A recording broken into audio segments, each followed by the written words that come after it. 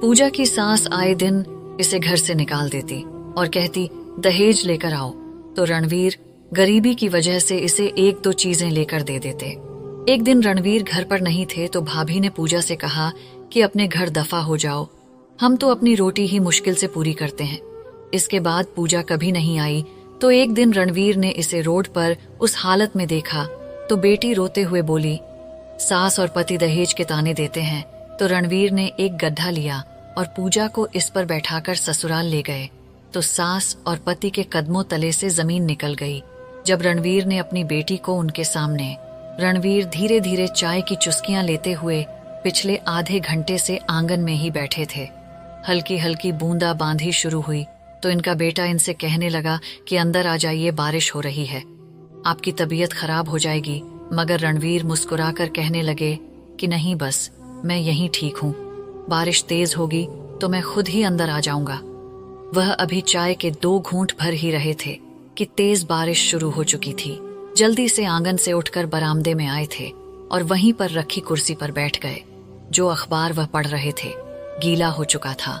उन्होंने अखबार ढांपकर एक तरफ को रखा और फिर मजे से चाय पीते हुए बारिश को देखने लगे थे। बारिश एंजॉय करना इन्हें बहुत पसंद था, लेकिन पता नहीं क्यों आज इनके दिल में एक परेशानी सी उतरी हुई थी। जितनी देर बारिश होती रही इनके दिल की धड़कन बड़ी तेज रही। वह घबराहट के शिकार थे। वह बार बार अपना हाथ सीने पर मसल कर कहने लगे कि पता नहीं क्यों मुझे घबराहट हो रही है, हालांकि मौसम तो काफी अच्छा है। जब यह बात रणवीर की बहू ने सुनी तो कहने लगी, पिताजी आप इस उम्र में भी तली हुई चीजें खाएंगे, चटपटे खाने खाएंगे तो यही होगा ना। आपको तो बिल्कुल भी अपनी सेहत का ख्याल नहीं है। फिर डॉक्टर के पास जाते हैं तो वह मुट्ठियां भर भर पैसे निकलवा लेते हैं और आप मानते ही नहीं हैं। बहू की यह बात सुनकर रणवीर मुस्कुराया था। कहने लगे कि जब तक जिंदगी है हमें अपनी जिंदगी जी लेनी चाहिए। डॉक्टर तो बिना वजह ही रोक टोक लगाते रहते हैं। वह एक गहरी सांस भर करके रह चुके थे। वह बहू के कड़वे मिजाज को जानते थे। वह अभी बैठे आसमान की तरफ देख ही रहे थे कि जब तेजी से बिजली चमकी। जैसे बिजली चमकी तो इन्हें अपने घर के बाहर एक चीख की आवाज आई थी। यह चीख सुनकर इनका दिल दहल उठा था। पूजा इनके मुंह से निकला था। ये चीख की आवाज तो इनकी बेटी पूजा की थी। बादलों के गरजने से और बिजली के चमकने से पूजा किस कदर डरा करती थी रणवीर जानते थे। बगैर बारिश को देखे वह तेजी से गेट की तरफ भागे थे। रणवीर के बेटे ने जब अपने बाप को बारिश में जाते देखा तो हैरान हो गए। कहने लगे कि दरवाजे पर तो कुंडी नहीं बजी, तो फिर बाबा कहाँ जा रहे हैं। जैसे ही रणवीर ने दरवाजा खोला तो सामने गेट के एक तरफ को चिपक कर खुद पर चादर लपेटकर पूजा बैठी थी। इसने अपना सर अपने घुटनों पर रखा हुआ था, बहुत रो रही थी। अगले ही पल जब बादल गरजे तो फौरन रणवीर आगे बढ़कर इसे अपने साथ लगा चुके थे। यूं किसी को अपने पास महसूस करके पूजा ने सर उठाकर देखा। इस बरसती बारिश में अपने बाबा को अपने सामने देखकर वह फूट फूट कर रोने लगी। रणवीर को तो लगा जैसे इनके सीने से किसी ने दिल ही निकाल लिया हो। कहने लगे कि बेटी तुम यहाँ पर क्या कर रही हो, अंदर क्यों नहीं आई? अरे तुम्हारा बाप अभी तक जिंदा है, यूं लावरोसों की तरह क्यों बैठी हो? ये सुनकर पूजा पहले से भी ज्यादा रोने लगी। रणवीर इसे उठाकर अंदर ले आए थे। यूं बारिश में भीगी हुई बहन को देखकर रणवीर का बेटा भी घबरा चुका था। सवाल करने लगा कि क्या हुआ है, इस कदर डरी सहमी क्यों हो, किसके साथ आई हो। फौरन पूजा को अंदर ले जाया गया। जल्दी से भाभी को ऑर्डर मिला कि जाकर पूजा के लिए कपड़े लेकर आओ। इसके कुछ कपड़े यहाँ भी पड़े थे। सबसे पहले तो वह जाकर दूसरे कपड़े पहनकर आई थी। अभी तक इसकी आंखों में आंसू यूं ही थे। बाहर आकर हॉल में अपने बाबा के पास बैठ गई। कहीं ना कहीं वह सभी जानते थे कि यह यहाँ पर क्यों आई है। रणवीर ने गहरी सांस भरी और अपनी बेटी से सवाल करने लगे कि बेटी बताओ क्यों आई हो यहाँ, वह भी इस हालत में। अगर आ ही गई थी तो घर के अंदर क्यों नहीं आई? पूजा फूट फूट कर रोने लगी और कहने लगी, बाबा मुझे शर्म आती है आपसे, भाई से, भाभी से कि मैं रोज रोज आ जाती हूँ, लेकिन मेरी मजबूरी है। इसके माथे पर लाल निशान मौजूद था। साफ दिख रहा था कि आज फिर एक बार इस पर जुल्म के पहाड़ तोड़े गए हैं। और रोते हुए वह कहने लगी कि मेरी सास सुबह फिर मुझसे लड़ पड़ी। मैं बर्तन धो रही थी, जब एक ग्लास मुझसे टूट कर गिर गया। मेरी सास परसों ही वो कांच के गिलास मेहमानों के लिए लाई थी। गिलास का टूटना था कि इसने मुझे मारना शुरू कर दिया। कहने लगी कि खुद तो कोई सामान लेकर आई नहीं है और मेरा जो है इसे भी तोड़े जा रही है। अरे हराम नहीं कमाता मेरा बेटा, हलाल की कमाई है। इस पर बात इस कदर बढ़ गई, मुझे मारते हुए घर से धक्के मारकर निकालने लगी। कहने लगी कि जाओ और जाकर अपने बाप से कहो कि ऐसा पूरा डिनर सेट लेकर दे। मैंने डिनर सेट के साथ मैच करके इसके ग्लास लिए थे। मेरा डिनर सेट खराब कर दिया तुमने। जब तक तुम ऐसा महंगा सेट लेकर नहीं आओगी तब तक मैं तुम्हें इस घर में भी आने की अनुमति नहीं दूंगी। यूं वह सास से धुतकारे जाने पर यहाँ पर आ चुकी थी। रणवीर तो गुस्से में आ चुके थे। वहीं पूजा का भाई कहने लगा कि तुम्हारा पति क्या बुत बना खड़ा था, क्या उसमें अक्ल नहीं है? वह कुछ नहीं बोला। पूजा कहने लगी, कहाँ भाई, वह तो बस अपने माँ की मानता है। जो कुछ इसकी माँ कहती उसी को मान लेता है। माँ के पीछे तो ऐसे बात करता है जैसे सिर्फ मेरा है और मेरे साथ ईमानदार है, लेकिन जैसे ही माँ सामने आ जाए तो ये दुनिया भूल जाता है।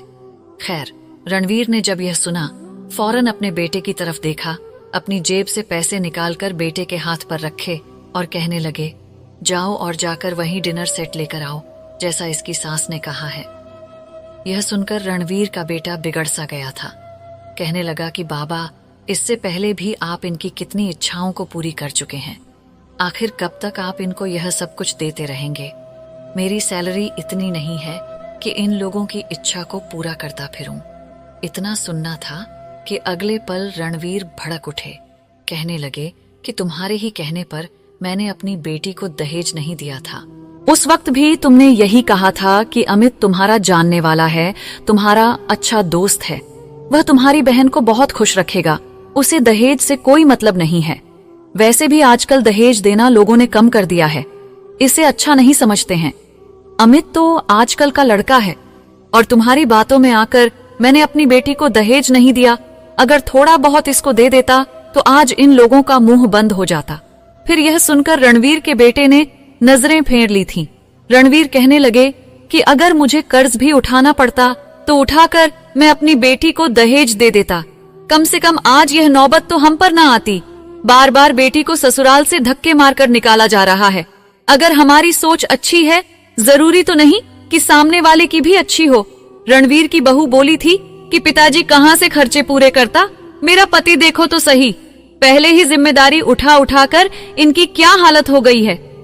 अभी तक बारातियों को जो खाना खिलाया था उसके पैसे भी नहीं दिए हैं, वह भी अपनी सैलरी से थोड़े थोड़े देते फिर रहे हैं। ऊपर से आप बात करते हो दहेज की। अगर दहेज भी इसको ट्रक भरकर दे देते ना तो सारी उम्र कर्जा मेरा पति ही उतारता रहता। वह अपने पति की हमदर्द बन रही थी, लेकिन रणवीर ने इसे कड़ी नजरों से देखा था। कहने लगा कि बहू, यह मेरा और मेरे बेटे का मामला है।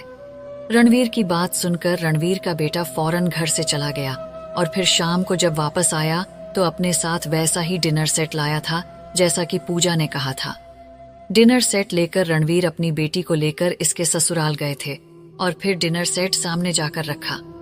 सास बड़े नखरीले अंदाज में इसको देख रही थी, एक एक प्लेट और एक एक प्याली निकाल कर देख रही थी। कहने लगी कि सस्ती दुकान से तो नहीं ले आए, यह ना हो कि 2 दिन बाद सारा डिनर सेट पड़ा पड़ा ही चटक जाए। यह सुनकर रणवीर कहने लगे कि नहीं, अच्छी दुकान से लेकर आए हैं, लेकिन हाँ, अगली बार मेरी बेटी पर हाथ उठाने से पहले यह याद रखिएगा कि इसका बाप अभी तक सिर्फ और सिर्फ अपनी बेटी की वजह से ही खामोश है। अगर दोबारा मेरी बेटी पर हाथ उठाया गया तो अच्छा नहीं होगा। दहेज अपनी बेटी को हमने इसलिए नहीं दिया क्योंकि यह खुद नहीं लेना चाहती थी। यह तो एक उपहार होता है जो माँ बाप अपनी बच्ची को देते हैं। आपको कोई हक नहीं पहुंचता कि आप इसे चीजों के लिए मारें। रणवीर इतना कहकर वहां से पलट चुके थे।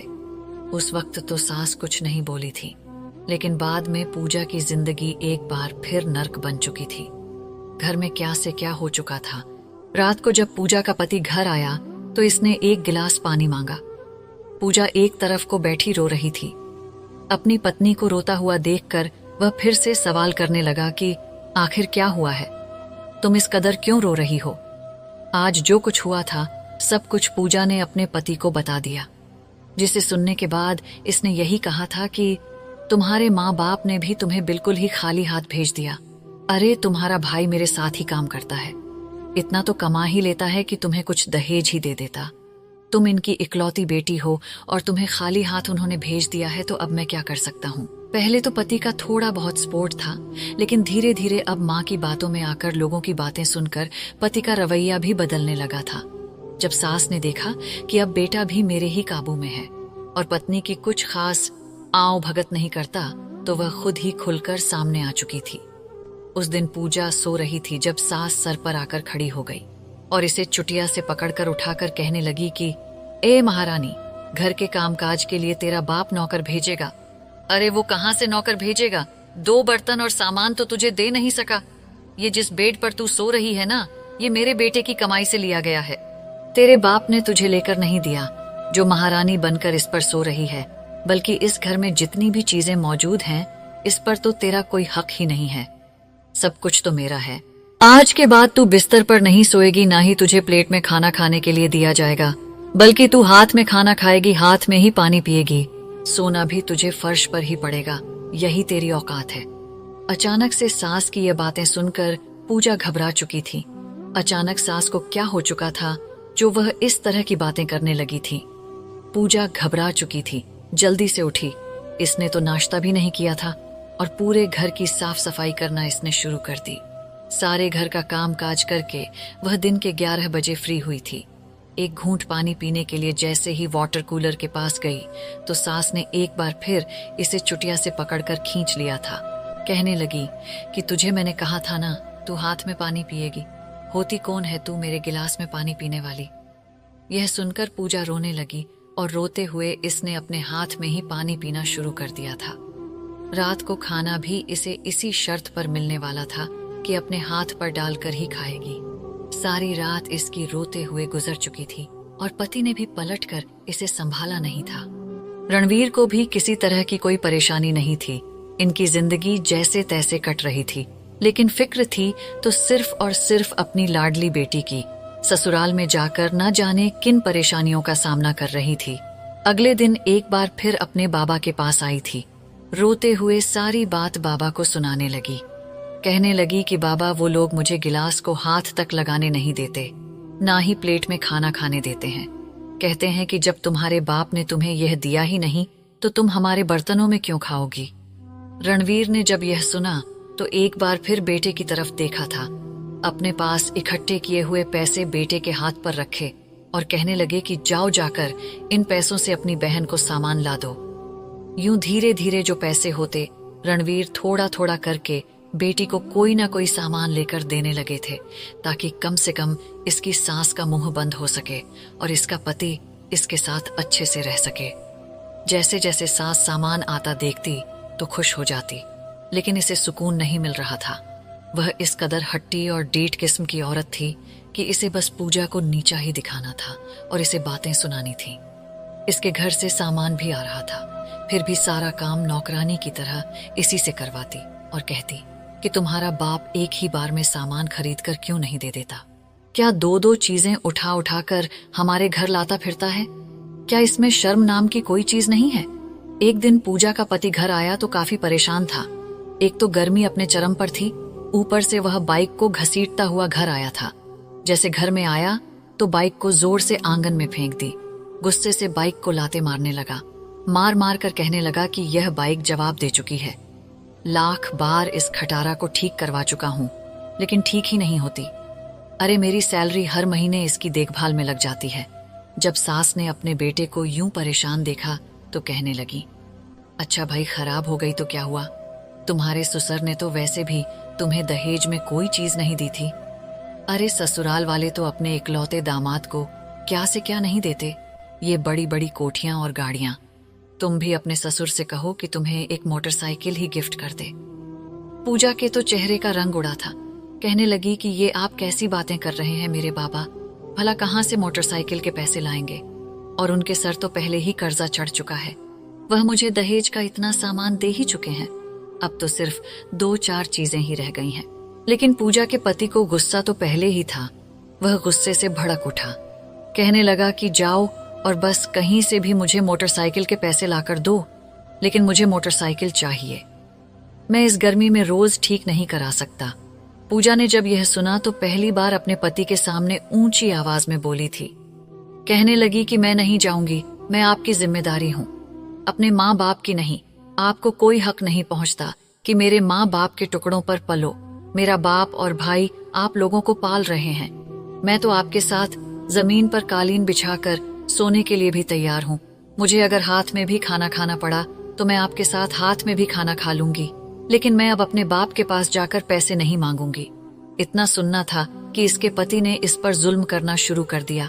वह जिस कदर हो सकता था इसे मार रहा था और फिर धक्के मारकर इसको घर से निकाल दिया कि जाओ और जाकर अपने बाप से पैसे लेकर आओ। अगर तुम्हारा बाप तुम्हें पैसे नहीं देता तो जाकर खुद कमाओ और मेरी मोटरसाइकिल के पैसे इकट्ठे करो, क्योंकि अगर तुमने मुझे पैसे नहीं दिए तो मैं तुमसे तलाक ले लूंगा। फिर फिरती रहना अपने माथे पर तलाक का धब्बा लेकर। यह सुनकर तो पूजा के रोंगटे खड़े हो गए थे। वह एक बार फिर अपना घर बचाने के लिए ना चाहते हुए भी अपने बाप के दरवाजे पर पहुंची थी। लेकिन आज रणवीर घर नहीं थे, ना ही इसका भाई घर था, बल्कि सिर्फ भाभी ही थी। भाभी के पास जाकर रोते हुए इसने जब यह बताया तो भाभी तो फौरन से सीधी हो चुकी थी। अगले ही पल पूजा को सुनाने लगी कि कैसे तुम्हारी वजह से मेरा पति कर्ज में डूबता चला जा रहा है। अरे क्या इसकी कोई अपनी जिंदगी नहीं है? इसके अपने बच्चे औलाद नहीं है? क्या वह सारी जिंदगी तुम्हारे खर्चे उठाता रहेगा? जाओ भाई, जाओ और जाकर अपना घर अपना पति संभालो। छोड़ दो मेरे पति की जान। तुम्हारा बाप भी मेरे पति को बस ऑर्डर दे देता है कि फला चीज ले आओ और मेरा पति चुपचाप चला जाता है। तुम में शर्म है कि नहीं? इतना सुनना था कि पूजा खामोशी से वहां से निकल आई। इसने अपने हाथ में जो सोने का ब्रेसलेट पहन रखा था, इसने उस ब्रेसलेट को बेच दिया और बेचकर यह सोच लिया कि वह पानी बेचेगी। वैसे भी गर्मी बहुत होती है और लोग ठंडा ठंडा पानी जरूर पीते हैं। इसने वहीं एक तरफ को सड़क पर रेडी लगा ली और इस पर वह ठंडे पानी की बोतलें बेचने लगी ताकि अपने पति को मोटरसाइकिल के लिए पैसे इकट्ठा करके दे सके और इसका घर बच सके। कई दिन से वह घर वापस नहीं आई थी, वहीं एक तरफ को छुपकर झाड़ियों में सो जाया करती। एक दिन राजवीर घर से सौदा लेने के लिए निकले थे। वह भी हैरान थे कि इतने दिनों से बेटी चक्कर लगाने नहीं आई, शायद अपने घर में खुश होगी। लेकिन जब उन्होंने सड़क किनारे अपनी बेटी को मुंह छुपाकर पानी बेचते हुए देखा तो इनका दिल जैसे मुट्ठी में आया था। लोगों की भीड़ में वह अपनी बेटी के पास गए। पूजा ने बाप को देखा तो सीने से लगकर रोने लगी और फिर रणवीर के पूछने पर इन्हें सारी हकीकत बताने लगी। रणवीर के तो कदमों के नीचे से जमीन निकल चुकी थी। कोई व्यक्ति इस हद तक भी कैसे गिर सकता है? और फिर इनकी बहू ने जो काम किया था, इसकी खबर तो वह बाद में लेने वाले थे। उन्होंने पास ही मौजूद गधा देखा जो कि यूं ही आवारा घूम रहा था। रणवीर ने इस गधे को लिया और अपनी बेटी को इस गधे पर बैठने को कहा और फिर इस गधे को लेकर उस मोहल्ले में गए जिस मोहल्ले में पूजा रहती थी। जैसे जैसे आसपास के लोग देख रहे थे, घरों से बाहर निकल रहे थे, हर कोई यह कह रहा था कि अरे ये तो कामनी की बहू है, अरे ये तो वही है ना अमित की पत्नी, ये गधे पर बैठकर क्यों आ रही है? कोई मजाक उड़ा रहा था और कोई अनचुभे से देख रहा था। जैसे जैसे पूरा मोहल्ला इकट्ठा होने लगा तो वो गधा जाकर अमित के घर के बाहर रुका था। घर के बाहर शोर की आवाज सुनकर इसने दरवाजा खोला। सामने अपनी पत्नी को गधे पर बैठा देखा और साथ अपने ससुर को देखा तो घबरा गया। हर कोई सवाल भरी नजरों से देख रहा था। जब कामनी ने यह देखा तो अगले पल ही फट पड़ी थी, कहने लगी, ये क्या कर रहे हैं आप? गधे पर अपनी बेटी को बैठा दिया। अरे हमारी बेइज्जती करवा दी, पूरे मोहल्ले में हम पर थू थू हो रही है, हमारी इज्जत कहीं की नहीं छोड़ी आपने। ये क्या तरीका है? बेटी को गधे पर क्यों बैठा रखा है? क्या और कोई सवारी नहीं मिली थी आपको? वह तो गुस्से से फट पड़ी थी, जबकि रणवीर ने वहां पर मौजूद लोगों को देखा और फिर अपनी बेटी की सास से कहने लगे, क्यों बहू को गधे पर बैठी देखकर आपकी बेइज्जती हो गई? और जब इसको बातें सुनाकर मारकर रोज घर से निकाल देते हैं और कहते हैं जाकर अपने बाप से दहेज लेकर आओ, तब तो आप लोगों को शर्म नहीं आती? तब आप लोगों की इज्जत दो कौड़ी की नहीं होती? इन लोगों को भी पता चलना चाहिए कि आप लोग अपने घर की इज्जत के साथ क्या कर रहे हैं। जिसे आप अपने घर की बेटी बनाकर लाए थे, इसे कैसे बदनाम कर रहे हैं। मैंने तो सिर्फ इसे गड्ढे पर बैठाया है और यहाँ पर लेकर आया हूँ, जबकि आप लोग इसे अपनी इज्जत बनाकर लाए थे और रोज इसको बदनाम करते हैं। दहेज न लाने का ताना देते हैं। जैसे ही हकीकत सामने आई तो हर कोई कामनी और इसके बेटे को नफरत की नजरों से देखने लगा। कहने लगे कि कामनी, तुम ऐसी हो, हम तो तुम्हें बड़ी ही खानदानी समझते थे, लेकिन तुमने तो वही हरकत कर दी कमीनों वाली। असल बेइज्जती तो इनकी अब हो रही थी। कामनी नजरें झुकाकर घबरा गई, फौरन पूजा को गड्ढे से उतरने को कहा और कहने लगी कि नहीं नहीं, ऐसी कोई बात नहीं है, मैं माफी मांगती हूँ। आइंदा के बाद अपनी बहू को बेटी बनाकर रखूंगी और इसे कुछ नहीं होने दूंगी। लेकिन रणवीर ने कामनी का हाथ झटक दिया था। कहने लगे कि नहीं, मेरी बेटी अब मेरे साथ मेरे घर में रहेगी। बहुत जल्द आपको तलाक के पेपर्स पहुंच जाएंगे, और हाँ, वह सारा सामान आप लोगों ने जो लिया है, इसे आप मेरी बेटी का दान समझकर रख लीजिएगा। इतना कहकर रणवीर अपनी बेटी को घर ले आए थे। बहू को भी आकर खूब सुनाई थी। वह भी शर्मिंदा हो चुकी थी। जहां पर रणवीर रहते थे वह घर बहुत बड़ा था। घर के एक हिस्से में उन्होंने एक छोटी सी दीवार बना दी और इनकी बेटी का जो हिस्सा था अपने जीते जी इसके हवाले कर दिया। वहां पर एक कमरे का मकान बनाया और अपनी बेटी से कहा कि तुम यहाँ पर रहकर अपनी जिंदगी गुजारो। पूजा प्रेग्नेंट हो चुकी थी। ऊपर वाले ने इसे चांद सा बेटा दिया था जो इसके जीने की वजह था। इसके बाद इसने सिलाई कढ़ाई करके अपने बाबा के साथ अपनी जिंदगी गुजारना शुरू कर दी।